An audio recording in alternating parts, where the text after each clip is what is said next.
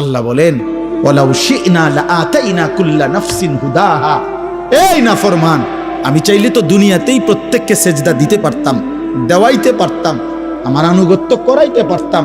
আমার জমিন, আমার আসমান, আমার সূর্য, আমার চাঁদ, আমার রাত, আমার দিন, আমার নিঃশ্বাস, আমার অক্সিজেন, আমার হার্টবিট, সবই তো আমার। আমি চাইলে পারতাম বান্দা, আমি তো বাধ্য করে আনুগত্য নিতে পারতাম। কিন্তু যদি বাধ্য করেই নিতাম তো পুরস্কার দেব কেন? তাইলে আর পুরস্কার দেব কেন?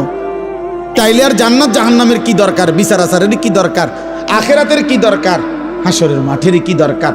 কারণ আমি যাকে বাধ্য করাইয়া সেজদা করাইছি, তো সেখানে তোমার কৃতিত্ব কি?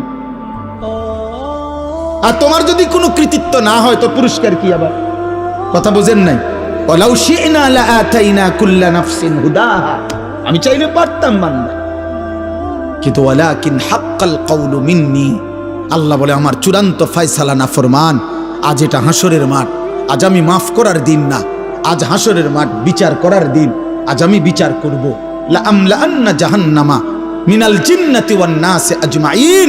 আল্লাহ বলবে, এই বেঈমান, তোর মতো কোটি কোটি নাফরমান মানুষ এবং জিন দিয়া আমি আল্লাহ আজকে জাহান্নাম পূর্ণ করব, জাহান্নাম পুরা করব। আজ আমি মাফ করব না, আজ আমি বিচার করব।